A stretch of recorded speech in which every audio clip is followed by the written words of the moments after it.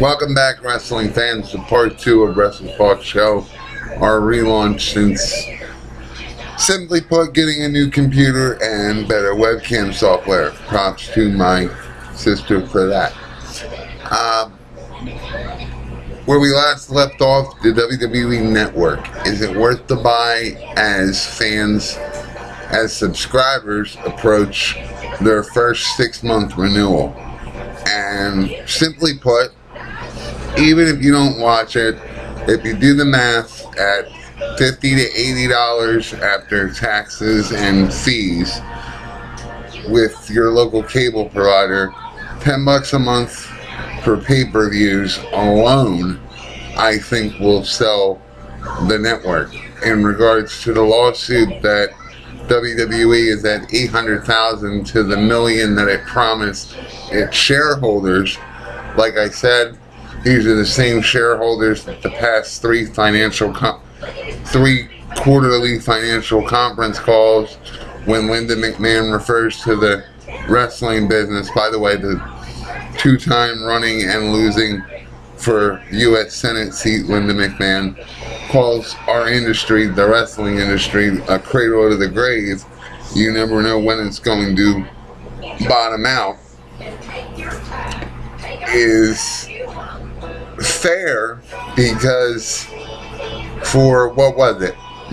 As we said in part 1 of this, they announced it in 2010. Every conference call, by the way, every quarter is 90 days.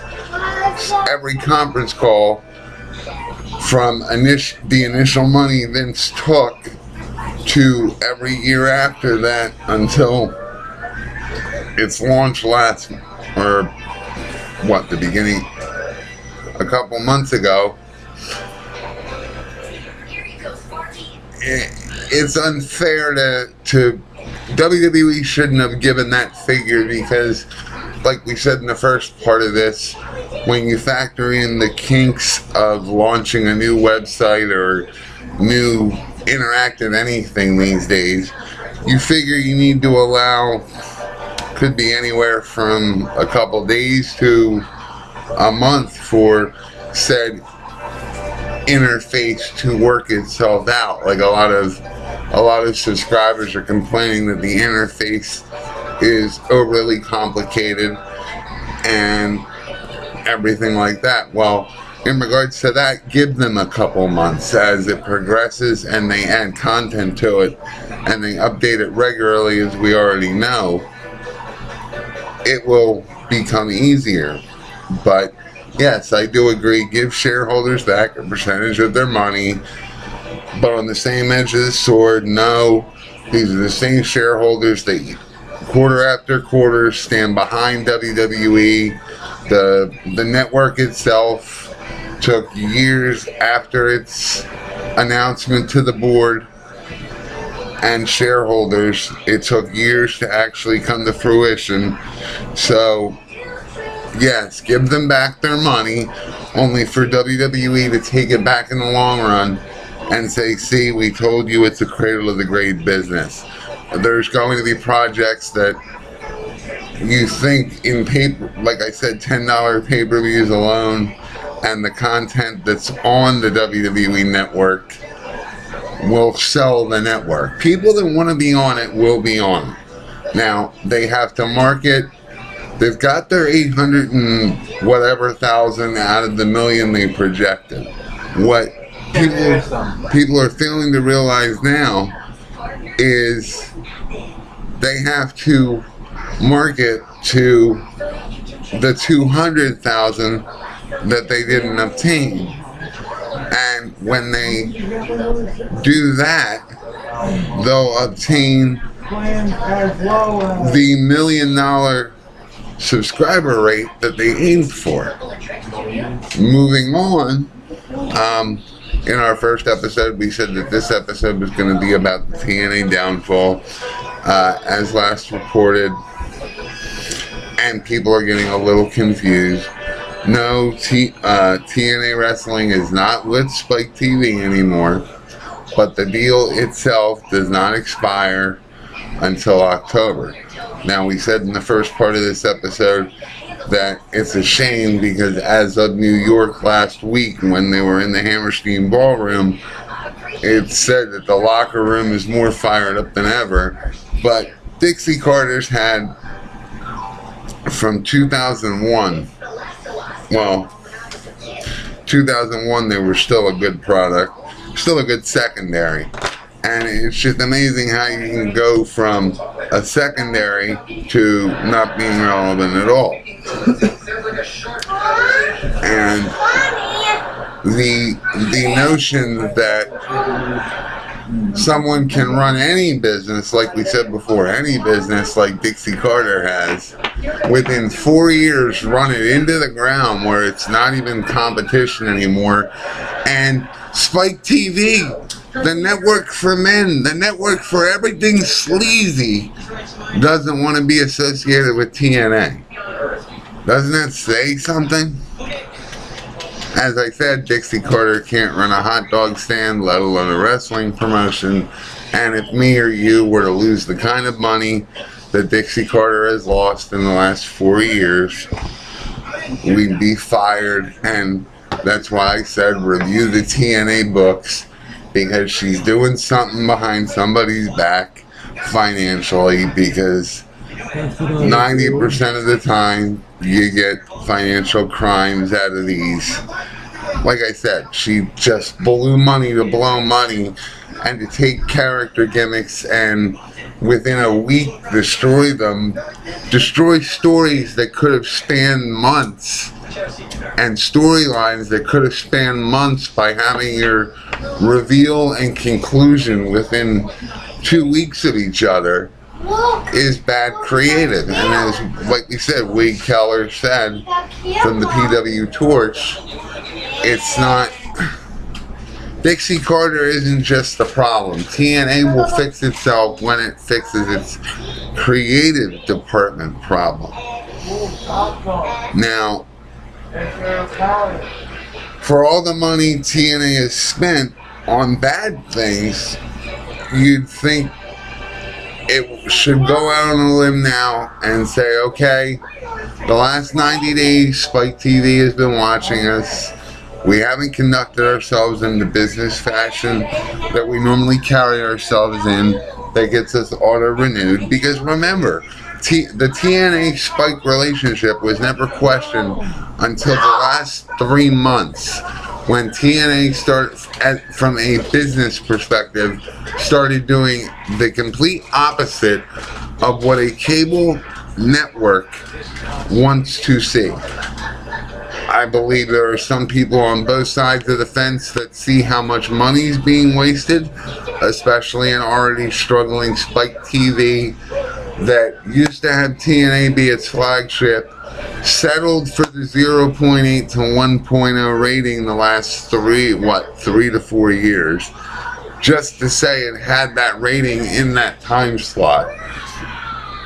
And it wouldn't be a bit surprising if, as Jason Powell said in the PW Torch livecast last night, that Spike TV got tired of it. And I bring back again, what does it say when the network for sleaze wants nothing to do with TNA anymore? Moving along to SummerSlam, the 4-week away WWE pay-per-view. I had a couple different issues. They start from Battleground and work their way up. I'm sorry, and I've posted through Wrestle Talk Show numerous times, numerous ways to do it. I understand that John Cena is the poster child for the Make-A-Wish, and he can grant 1,000,001 wishes in an hour, and all of that. And he's the biggest selling point to kids on top of Rey Mysterio, who, by the way, isn't cashing WWE checks anymore. He wants out of his contract. Imagine that. Good old Rey Mysterio. The guy who's usually begging for his job back doesn't want to cash WWE paychecks anymore. and they're literally sending them to his house, and he's not cashing them. I don't believe John Cena should have won at Battleground. I believe that to develop the future of professional wrestling and our business, you need to not... He's the safer bet because they're on cable, they're a publicly traded company. But if they gave half the talent in NXT and in the back a chance, they could mold themselves a wrestler. For example, we bash on TNA when they're bad, we'll praise them when they're good. TNA made AJ Styles who he is over in New Japan right now. It's a shame that he's admitted that in the last 6 months he's made more money in independent wrestling, closed circuit wrestling, if you will, than he would have in a year at TNA or whatever the example was. But TNA can't expect to be the promotion that it isn't anymore and still pay these talent less. I mean, it came out last year, end of last year, beginning of this year, when Robbie E and all them re-signed with TNA, that on top of TNA, 90% of TNA's roster nowadays has primary jobs, meaning that working for TNA back in 2001 used to be a step down from WWE pay-wise. Go figure, it's the secondary, it would be. But now it's not even covering minimum wage, which means that they have to go out and find other full-time jobs for what used to be a promotion that guaranteed a full-time job. They filmed everything in advance from Orlando, Florida. The talent didn't have to travel. Everybody was happy. And this is literal, TNA contracts pay penny on the dollar compared to what the talent is worth. Now, Robbie E, a former Jersey Shore, I guess you'd call him loser, that they had to rename for ownership, but I don't understand. That's when they slipped into, let's do everything we can to get as close to the entertainment scene as possible, and lost sight of the wrestling, like we always criticize WWE for doing. Yeah, Vince, it's great that you commingled wrestling in with overall entertainment, but don't forget that your primary function on a Monday night should be wrestling entertainment, not Flo Rida in the back hugging everybody and I hate this whole racist scenario. Why are all the people that Flo Rida hugged Monday Night Black, and the only person he wanted to talk to was Kofi Kingston? Come on. Have we gotten that bored? And come to think of it, WWE took it serious. So serious to the point where they feel they had to do Damage Control, and Mark Henry's all over it. You know, it could be Mark Henry's a staple, like a Kane or a Big Show. He's been around for years and just collecting a paycheck. But one moment.